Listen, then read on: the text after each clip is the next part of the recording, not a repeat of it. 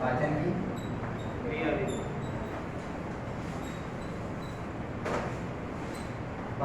विधि में सबसे पहले हमने बात किसकी की थी?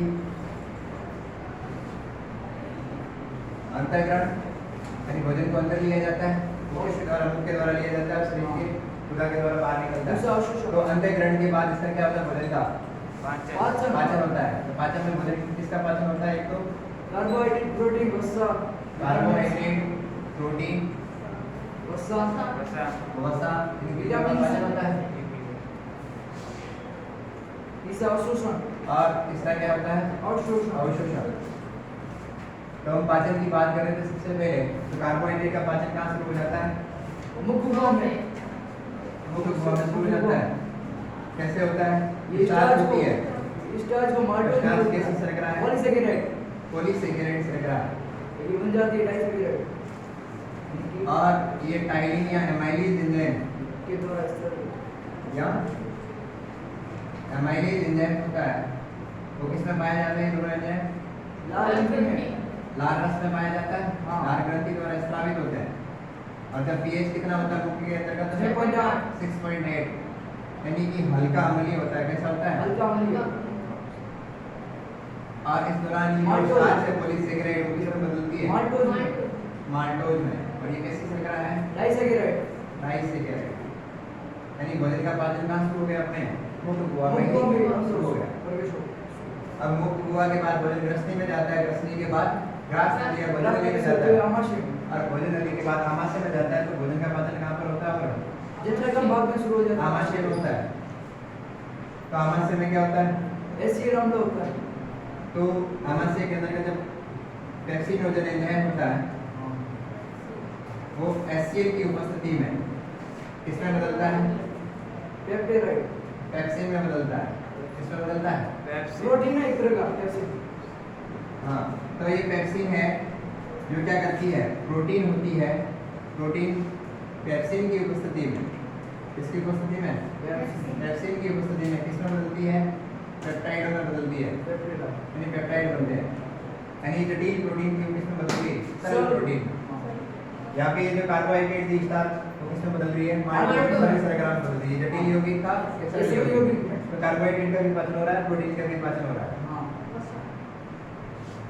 अब बात करते हैं हम, लेकिन जब छोटे बच्चे होते हैं उनमें रेनिन प्रकार छोटे बच्चों में जो माँ का दूध का सेवन करते हैं, माँ के दूध के पाचन के लिए रेनिन एंजाइम पाया जाता है। कौन सा एंजाइम पाया जाता है? एक नंबर का प्रश्न यहीं से बिल्कुल तब होता है। Renin enzyme. और ये रेनिन एंजाइम किसका पाचन करता है? प्रोटीन का। दूध के अंदर जो प्रोटीन होती है, प्रोटीन का पाचन करने का कार्य करता है। आगे बात करते हैं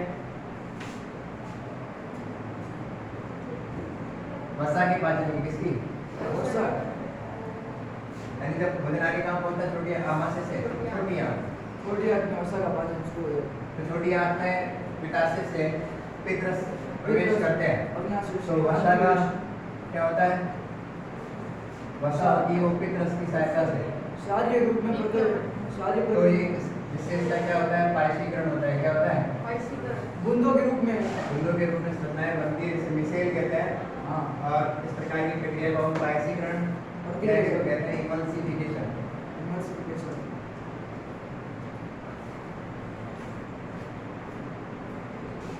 अब छोटी आंत में जाते हैं तो ग्रहणी के अंतर्गत ये शारीरिक अग्नाशय रस भी आते हैं। क्या आते हैं? अग्नाशय रस और पित्तरस दोनों शामिल। तो अग्नाशय रस के अंतर्गत क्या पाया जाता है? एंजाइम पाए जाते हैं। कौन से? काइमो ट्रिप्सिन। ये एंजाइम क्या कार्य करते हैं? प्रोटीन का पाचन करते हैं। किसका पाचन करते हैं? ये एंजाइम भी प्रोटीन का पाचन करने का कार्य करते हैं। और भी होते हैं एंटेरामाइलेज वगैरह, एमाइलेज भी आता है। भोजन जो शारीरिक प्रकृति में मिलते हैं तो पाचन की प्रक्रिया हो रही है। तो प्रोटीन का पाचन हुआ, वसा का पाचन हुआ। और छोटी आंत के अंतर्गत माल्टोज है माल्टेज एंजाइम की उपस्थिति में नहीं, करने से उसका सुक्रोज है वो किस एंजाइम की उपस्थिति में, सुक्रेज एंजाइम की उपस्थिति में इसमें टूटती है। ग्लाइकोजन ग्लूकोज ग्लाइकोजन और गैलेक्टोज, ग्लाइकोजन तो ये डाइसैकेराइड है, ये कैसे लग रहा है, मोनोसैकेराइड। सुक्रोज है वो डाइसैकेराइड से लग रहा है और ये मोनोसैकेराइड से लग रहा है। और लैक्टोज से क्या होती है, वो लैक्टेज एंजाइम की उपस्थिति में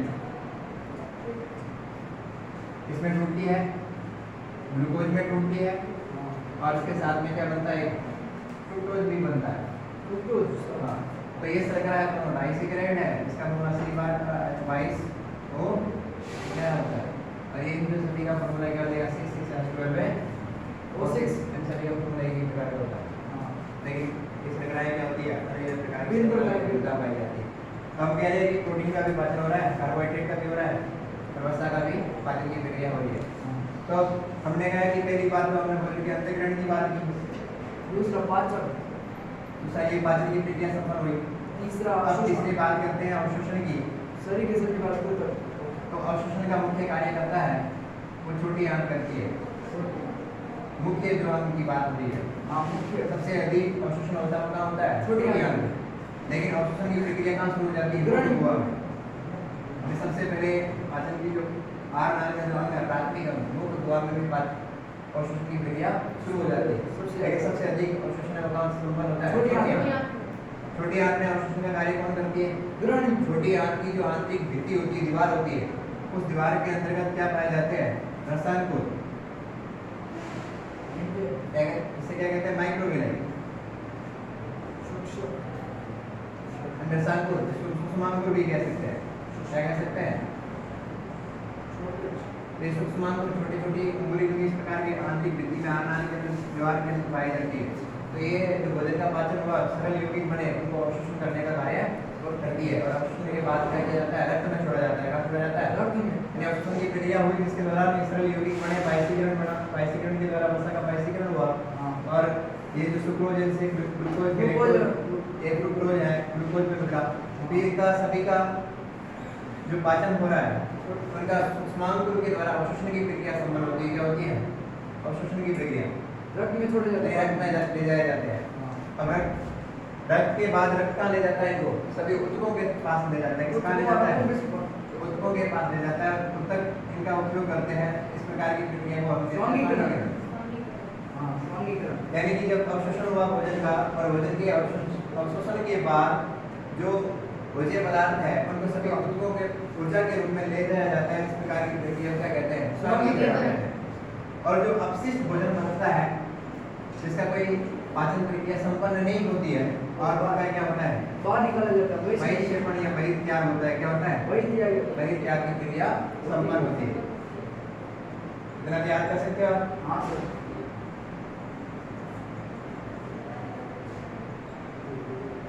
आगे हम बात करते हैं, नेक्स्ट टॉपिक क्या है, श्वसन एंड शोषण तंत्र, रिप्रेशन सिस्टम।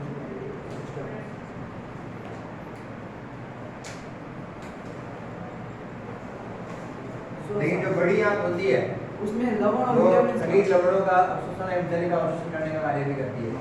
और जल का अवशोषण है वो आमाशय भी करता है। क्या कौन करता है, आमाशय भी जल का अवशोषण करने का कार्य करता है। आमाशय से जल का आमाशय का वजन 3 से 4 घंटे रुकता है। यानी जो आमाशय होता है, आमाशय में क्या छोड़ा जाता है, HCl, HCl जिसको हम कहते हैं जठर रस। यहाँ क्या कहते हैं, जठर रस में मुख्यतः HCl ही होता है। और आमाशय की जो दीवार होती है वो जल का अवशोषण करने का भी कार्य करती है, जिससे HCl की सांद्रता क्या हो, बढ़ सके। अगर HCl के अंदर जल मिलाएंगे तो ये क्या हो जाएगा, डाइल्यूट हो जाएगा, तनु बन जाएगा। क्या बन जाएगा, तनु हो जाएगा। तनु होगा तो भोजन का काइम आसानी से नहीं हो पाएगा। जैसे हमने कल बात की थी कि जो भोजन मुक्त कुआं में लार रस के साथ में मिलता है, और लार रस के साथ मिलने के बाद भोजन लसलसा बन जाता है। कैसा बन जाता है, और भोजन को क्या कहते हैं, बोलस कहते हैं। यानी जब मुक्त कुआं में भोजन होता है तो वो लार के साथ मिलने के बाद चिपचिपा हो जाता है। और जिसे हम क्या कहते हैं बोलस। बोलस। और जब आमाशय के अंदर HCl के साथ में भोजन 4 से 5 घंटे तक रहता है, तब वो HCl के साथ मिलने के बाद भोजन का प्रकृति कैसी होती है? अम्लीय। अम्लीय हो जाती है। क्योंकि HCl की जो pH होती है 0 से लगाकर 1.8 के बीच होती है। स्वाद निकला। तो इस pH के कारण भोजन का माध्यम अम्लीय हो गया। तो HCl के साथ जो बोलस जैसा भोजन मिलेगा, तो किसका निर्माण होगा? काइम। काइम का। काइम जैसे किस प्रकार का पदार्थ है? यानी एक तंतु की संरचना बन सकती है, जैसे गर्मियों में गुड़ पिघलता है ना, उस टाइप की।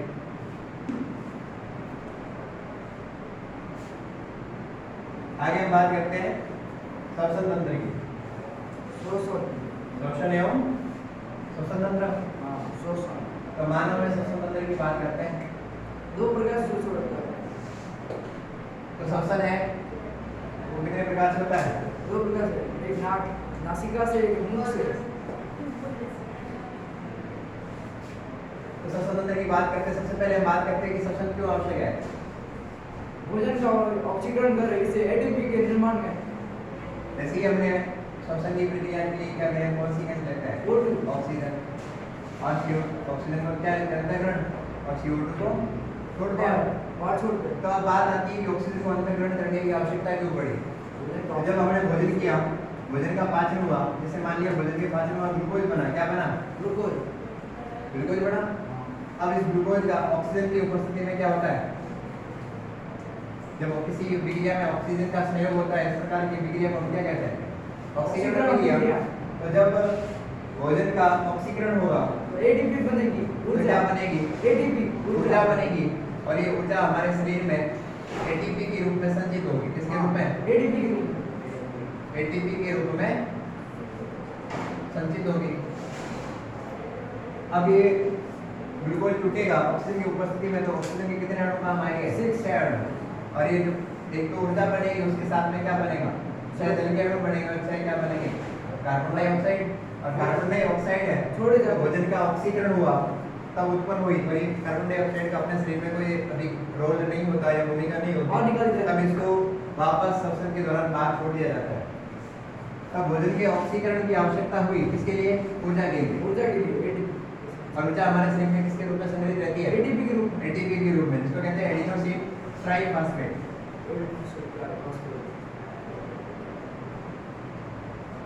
Adenosine triphosphate. तो ये ऊर्जा है अपने शरीर की कोशिकाओं की क्रियाविधि के लिए सहायक होती है। प्रत्येक कोशिका वृद्धि कर सके, विकास कर सके और शरीर ऊर्जावान बना रहे, किसी कार्य करने की क्षमता बनी रहे, उसके लिए ऊर्जा की आवश्यकता होती है। ऊर्जा कहाँ से प्राप्त हुई? ये हमने कहा कि भोजन किस लिए करते हैं। पहला पार्ट चैप्टर पढ़ा था, तो हमने कहा कि भोजन है वो हमारे वृद्धि और विकास के लिए और कोशिकाओं की क्रियाओं के लिए और प्रतिरक्षा तंत्र को मजबूत करने के लिए भोजन करते हैं। अब भोजन करते हैं तो उसका ऑक्सीजन की उपस्थिति में ऑक्सीकरण की प्रक्रिया होती है। कौन सी प्रक्रिया होती है? ऑक्सीकरण प्रक्रिया होती है। और ऑक्सीकरण अभिक्रिया के दौरान हमें क्या प्राप्त होती है? ऊर्जा प्राप्त होती है। और ये ऊर्जा अपने शरीर में कोशिकाओं के लिए सहायक होती है। तो श्वसन है कुछ जीवों में तो कोशिकाओं के अंदर श्वसन होता है। यानी एक कोशिकीय जीव होते हैं, उनके अंदर कोशिकाओं के अंदर श्वसन की प्रक्रिया होती है। जैसे अमीबा है, केंद्र में होती है, यूगिना है, पैरामीशियम है। तो इनकी जो एक कोशिकीय जीव है, इनकी सारी जैविक क्रियाएं श्वसन, पाचन, श्वसन एक कोशिका में संपन्न होती है। केंद्र। तब इनके द्वारा जो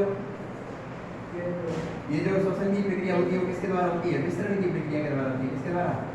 यानी उनको बाहर से कोशिका के अंदर डायरेक्ट वातावरण से ग्रहण करेगा और डायरेक्ट कोशिका की त्वचा के द्वारा ही CO2 को बाहर छोड़ने का कार्य वृद्धि के कारण, बाहरी वृद्धि के कारण, बाहरी वृद्धि के कारण वृद्धि नहीं होती है। कोशिका वृद्धि होती है पार्कों में, इनकी होती है कोशिका झिल्ली।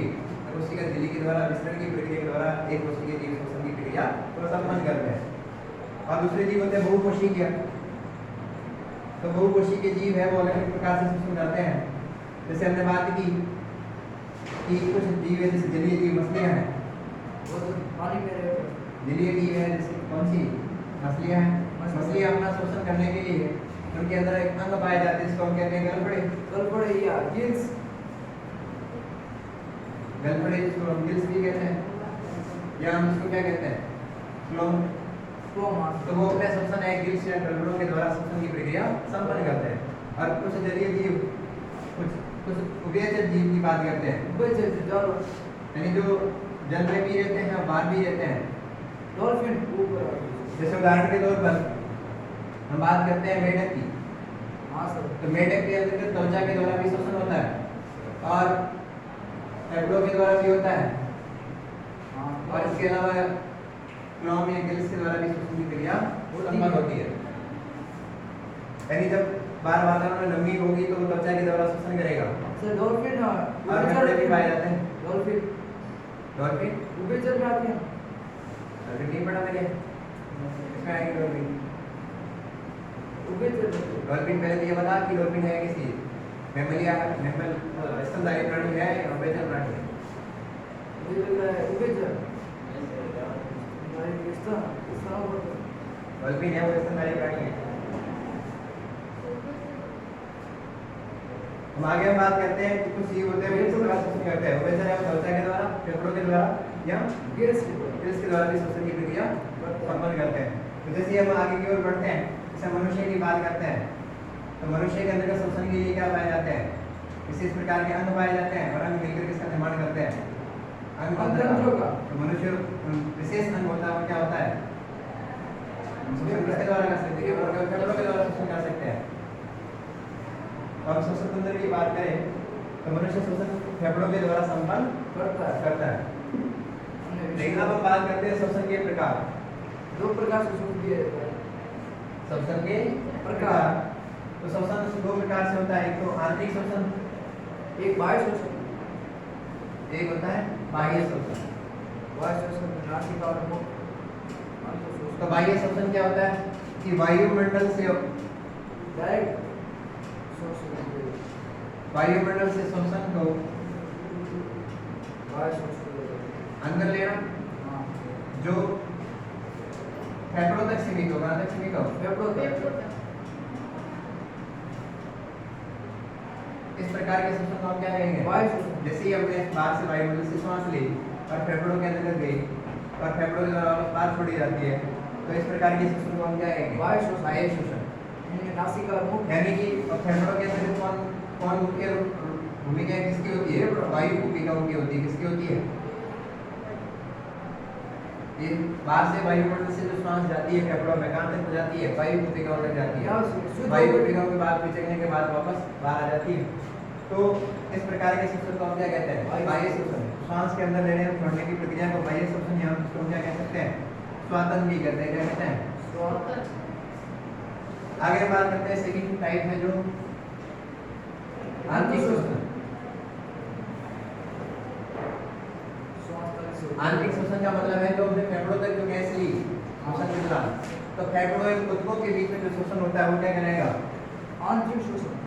ऊतकों एवं फेफड़ों के मध्य फेफड़ों की वायु भूमिकाओं के बीच श्वसन।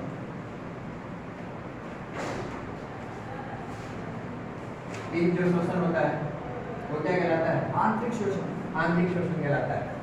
यानी हमने जो ऑक्सीजन ली तो ऊतकों तक जाती है, ऊतकों के अंदर जो ग्लूकोज होता है उसका पाचन की क्रिया संपन्न होती है और ऊतकों या फेफड़ों की वायु भूमिकाओं के बीच में जो श्वसन की प्रक्रिया होती है वो आंतरिक श्वसन कहलाती है।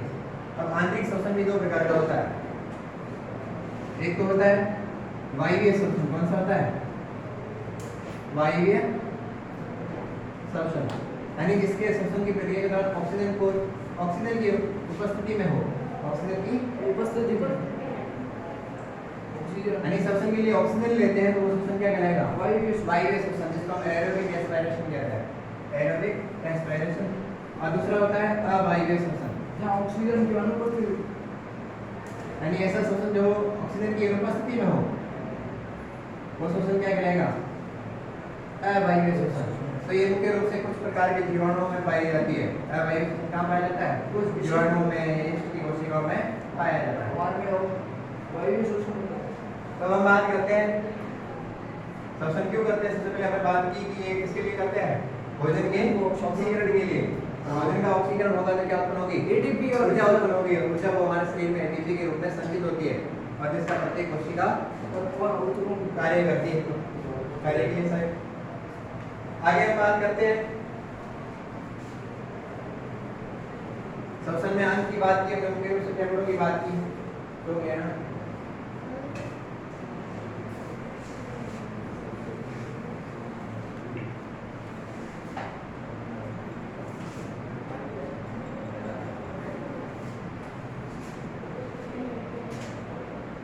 श्वसन तंत्र में जो सबसे पहले जो श्वसन के अंग है, अंग सबसे पहले अपने कौन सा अंग है? नासिका, यानी नाक मुख्य अंग है, वो नासिका नाक कार्य करता है।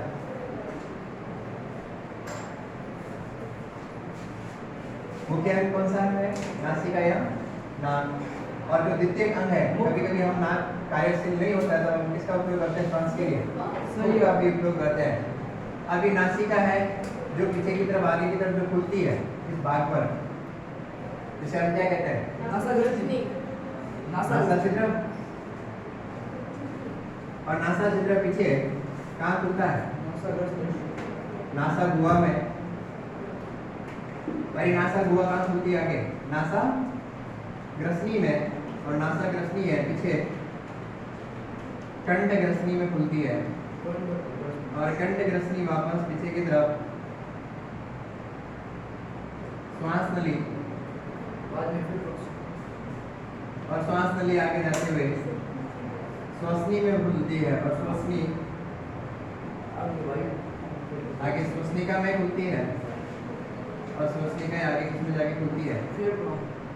वायु कूपिका में खुलती है।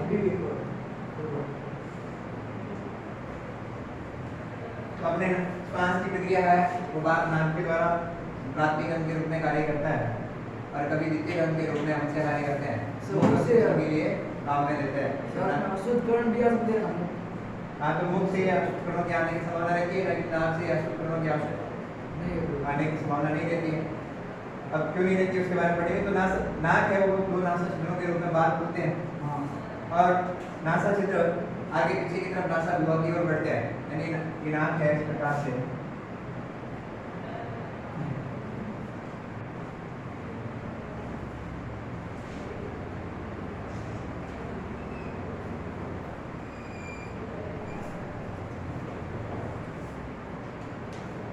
ये नाक पीछे की तरफ इस प्रकार से बड़ा नाक गुहा है, इस प्रकार की कैविटी है।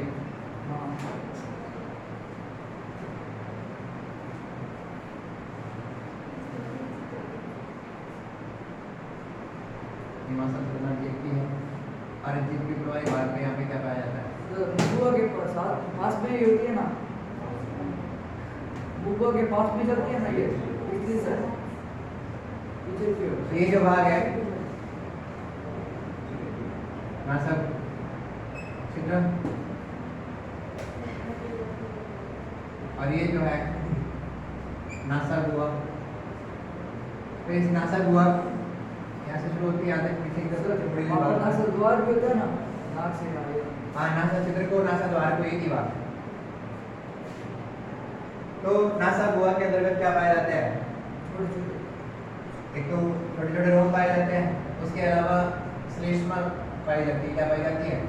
तो श्लेष्मा और रोम जो बाहर वायुमंडल के धूल के कण हैं, वो होते हैं धुएं के कण हैं, तो उनको जाने से रोकने का कार्य करते हैं। नासा गुहा में जो वायुमंडल से अगर गर्मी के मौसम में जो गर्म हवा आती है, तो गर्म हवा को ठंडा करने का भी कार्य करते हैं। सर्दियों में जो ठंडी हवा आती है तो नासा गुहा को गर्म करने का भी कार्य करती है। और गर्म कितना करती है? अपने शरीर का टेम्परेचर कितना होता है? 37 डिग्री सेंटीग्रेड टेम्परेचर नियमित रहता है। तो वायुमंडल का जो टेम्परेचर अगर कम है तो उसको ज़्यादा करेगी, और ज़्यादा है तो उसको कम करने का कार्य करेगी। और करने का कितना करना उसको? 37 डिग्री सेंटीग्रेड। तो ग्रह में श्लेष्मा है, इनका कार्य क्या होता है? एक तो ताप का नियमन भी होता है। क्या होता है? धूल कणों को रोकना, ताप का नियमन करने का भी कार्य होता है। अभी ना आगे नासा ग्रसनी की, और यहाँ पर नासा ग्रसनी भी पाई जाती है, और यहाँ पर पीछे की तरफ कंठ ग्रसनी पाई जाती है। तो नासा ग्रसनी और ये जो ग्रसनी, मुख की ग्रसनी, यहाँ पर दोनों आपस साथ में मिलती है। जब हम श्वसन लेते हैं मुख के द्वारा तो वापस वो डायरेक्ट कहाँ पहुँचता है? कंठ ग्रसनी के साथ। इसमें भी बजी होती है ना, यानी ये जो नाक से श्वसन लेते हैं वो भी कंठ ग्रसनी पे मिलता है, और मुख से भी श्वसन करते हैं वहाँ पे मिलता है, कंठ ग्रसनी पे मिलता है। तो मुख से जो श्वास लेते हैं उसमें शुद्धिकरण की प्रक्रिया संपन्न नहीं होती है। और ये जो कंठ ग्रसनी आगे जानते हुए यहाँ पर अपने गले के अंतर्गत ही यहाँ पर स्वर तंतु पाए जाते हैं। क्या पाए जाते हैं? स्वर तंतु या स्वर है, जिसको वाक यंत्र भी कहते हैं, जिसे आप निस्वरत तंतु पाए जाते हैं। जब हम बोलते हैं तो ये वायुमंडल से जो वायु जाती है अंदर की तरफ, तो ये वाक तंतु होते हैं, वो कंपन करते हैं, और इस कंपन के द्वारा क्या उत्पन्न होती है? ध्वनि उत्पन्न होती है। और ये जो स्वर तंतु आगे यहाँ पे जो कंठ का निर्माण करते हैं यहाँ पे, और ये एक त्रिकोणाकार आकृति होती है। कैसी होती है? त्रिकोणाकार। और इसके नीचे वाले भाग में गले के अंदर सी आकार के छल्लों के रूप में सही है, अलग अलग होते हैं।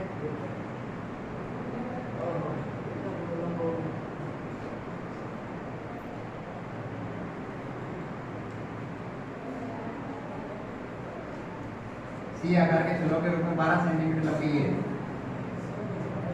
क्या पाई जाती है? श्वास नली। चलिए आगे बढ़ो। इसका दूसरा इंग्लिश में क्या कहते हैं? ट्रेकिया। लैरिंक्स तो उस भाग को एक ही बात है। वही है लैरिंक्स। मनुष्य के अंदर लैरिंक्स पाए जाते हैं, पक्षियों के अंदर सिरिंक्स पाए जाते हैं। तो हम बात कर रहे हैं कितनी? 12 सेंटीमीटर क्या होता है? श्वास नली या ट्रेकिया होता है। हाँ। और ये सी आकार के छल्लों से बना होता है। अब श्वसन की प्रक्रिया के दौरान ये जो ट्रेकिया है, श्वास नली, ये आगे की तरफ जाते हुए दो अलग अलग भागों में बढ़ता है। कितने भागों में? और इनको हम क्या कहते हैं? श्वसनी। क्या कहते हैं? श्वसनी। तो हमने कहा कि नासाग्रसनी आगे जब कंठग्रसनी है, कंठग्रसनी में दोनों एक साथ में मिलती है, और कंठग्रसनी में आगे कंठ का निर्माण भी होता है, जिसमें स्वर तंतु भी पाए जाते हैं। और हमने कहा कि आगे जाते हुए कंठग्रसनी है जो किसमें? श्वास नली, ट्रेकिया कहते हैं। और ये 12 सेंटीमीटर लंबी संरचना होती है। और ये आगे जाते हुए कितने भागों में बढ़ती है? 2 भागों में। और ये श्वसनी इस आगे जाके के चारों तरफ क्या पाया जाता है?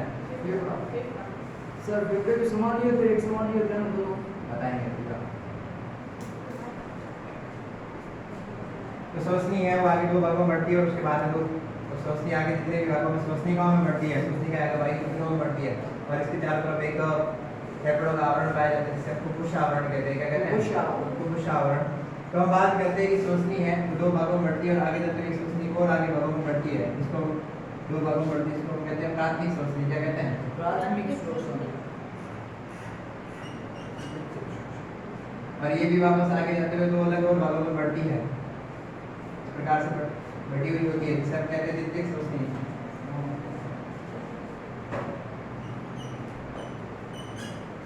और ये भी वापस आगे जाते हुए कितने भागों में बढ़ती है? 2 भागों में बढ़ती जाती है इस प्रकार से। इससे आगे क्या कहेंगे हम? तृतीयक श्वसनी। इस प्रकार से बढ़ती जाएगी, सबसे अंतिम भाग में जो बटेगी उसे हम कहेंगे सीमांत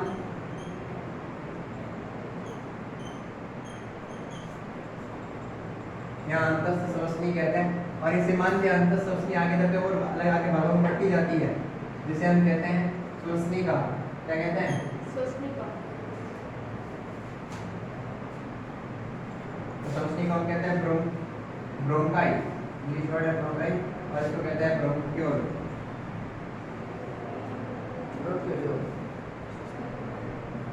ब्रोंक्यूल। तो श्वसनिकाएं आगे जाते हुए और आगे भागों में बढ़ती जाएगी, और जब सब इस प्रकार से आगे प्रोसेस बढ़ता जाएगा, और इनके सब जब अंतिम जो श्वसनिका होगी, अंतिम श्वसनिका के ऊपर एक कपनूमी संरचना पाई जाती है। क्या पाई जाती है? यानी जो अंतिम श्वसनिका होती है उसके ऊपर कपनूमी प्रकार की संरचनाएं पाई जाती है, और इन कपनूमी संरचना को हम कहते हैं वायुकूपिकाएं। क्या कहते हैं? वायुकूपिकाएं।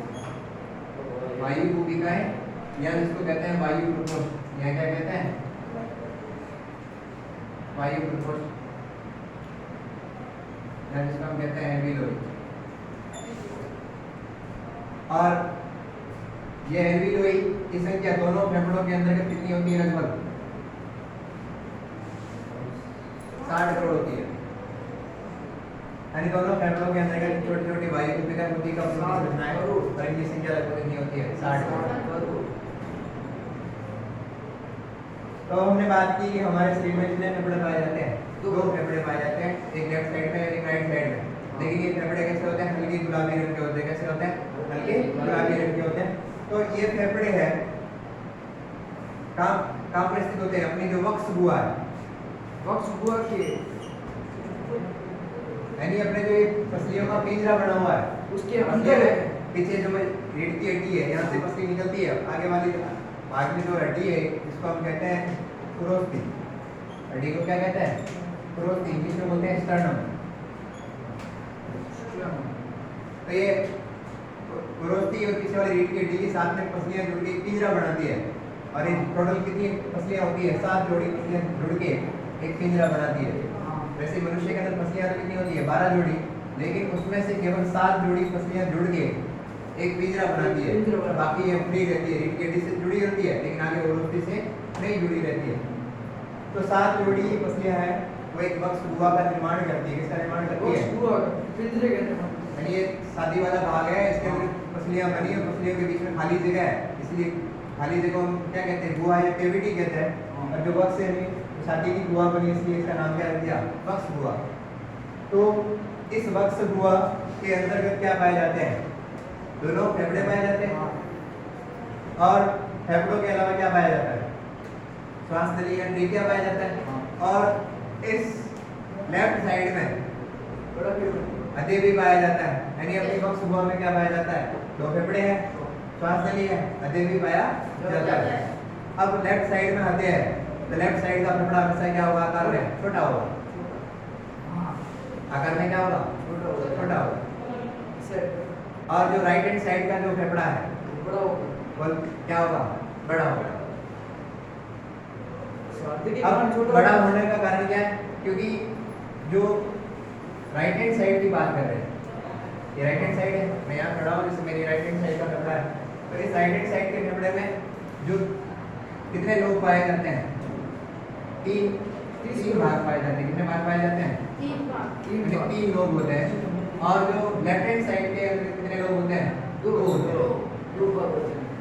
हैं, 2 भाग पाए जाते हैं। इसके जो ये श्वसनिक और श्वसनिक के जो एक वृक्षमुखी संरचना बन रही है, सारी की संरचना बनेगी। जैसे ये तने, ये मुख्य तना था, तने के बाद में 2 और शाखाएं निकली तने के ऊपर, और उन शाखाओं के ऊपर बहुत सारी अधिक शाखाएं निकलती गई, और शाखाओं के ऊपर जो वायु पुत्रिका एक पत्तियों की समान संरचना बनती है। कैसे समान संरचना बनती है, एक पत्तियों की समान संरचनाएं बनती है, और एक वृक्षमुखी संरचना बन रही है। आप इसको उल्टा घुमा के देखो, एक वृक्ष बनेगा जिसका, ये मुख्य तना है, तने के बाद 2 शाखाएं निकली, इन 2 शाखाओं से और 2 शाखाएं निकली, 2 शाखाओं से वो 2 शाखाएं निकलती गई, अंत में जो वायु पुत्रिकाएं बनी, पेड़ पौधे की पत्तियों की संरचना वायु पुत्रिकाओं की जगह एक पेड़ में भी वृक्षमुखी संरचनाएं बनती है। इसके आकर तो लेकिन हमने क्या कहा, राइट हैंड साइड के अंदर 3 लोग या 3 खंड पाए जाते हैं, 3 भाग या 3 खंड पाए जाते हैं, और राइट हैंड साइड में कितने खंड पाए जाते हैं, 2 खंड पाए जाते हैं।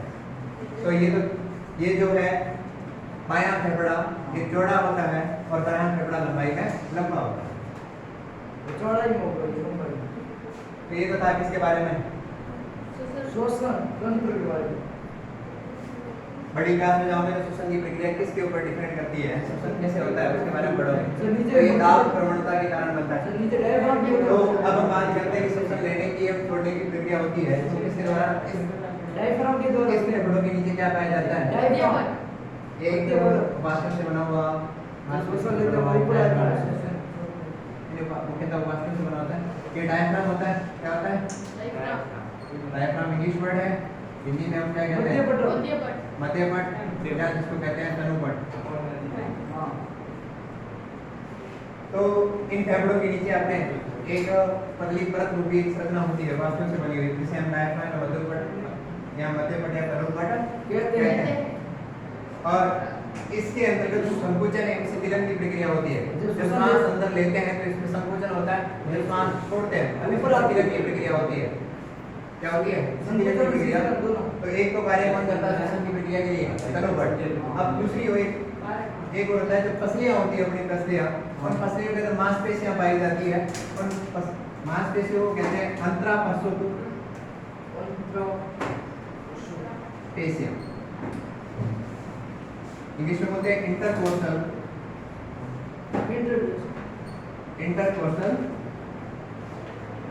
मसल।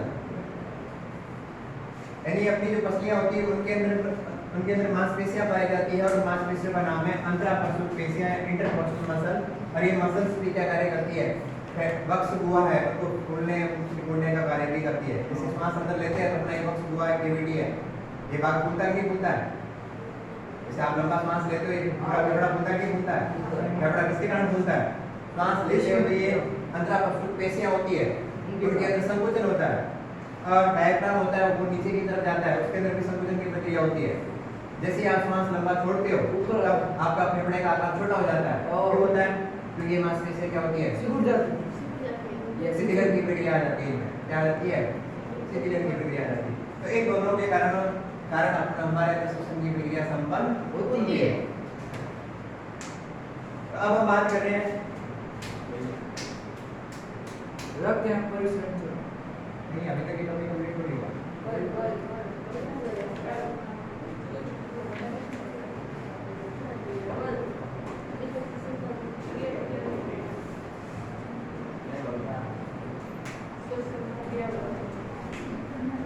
अभी भी वो हमारा बच्चे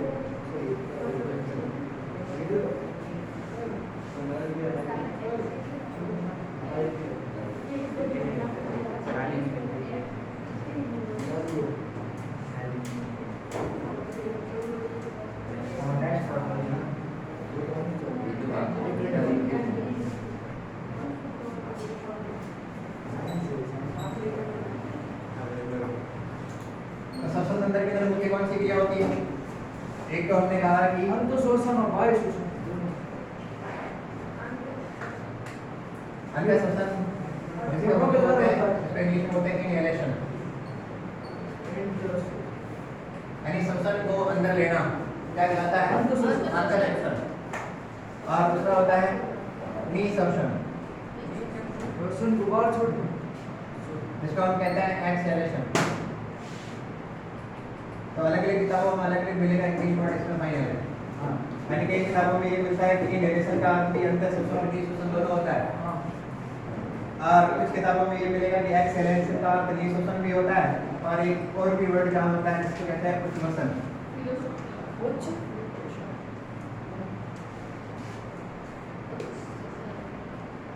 तो इनहेलेशन का मतलब होता है श्वसन को अंदर लेना, एक्सहेलेशन का मतलब होता है श्वास को बाहर छोड़ना।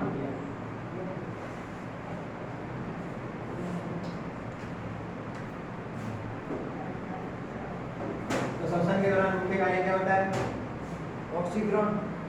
ऑक्सीजन का एटीपी के रूप में ऑक्सीजन, जब ऑक्सीकरण क्रिया होती है भोजन की तो उसमें ऊर्जा प्राप्त होती है और ऊर्जा के साथ CO2 बनती है।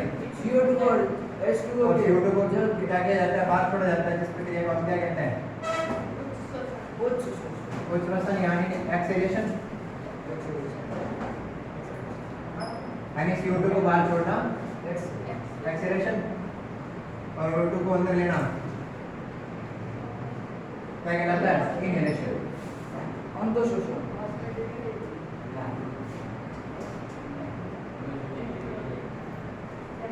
तो प्रश्न बनता है आपके श्वसन की क्रिया कौन संपन्न करता है, तब आपको आंसर लिखना है इंटरकोस्टल मसल या अंतरापसुक मांसपेशियां और मध्य पट या डायफ्राम कार्य करता है। और एक प्रश्न ये भी बनता है कि श्वसन कितने प्रकार का होता है? एक आंतरिक श्वसन, दूसरा होता है बाह्य श्वसन। आंतरिक श्वसन ऊतकों एवं कोशिकाओं के बीच में ऑक्सीजन का समावेश की प्रक्रिया संपन्न होती है, उसे हम क्या कहते हैं? आंतरिक श्वसन। बाह्य श्वसन क्या होता है? वायुमंडल के फेफड़ों के बीच में श्वसन की प्रक्रिया बाह्य श्वसन कहलाती है।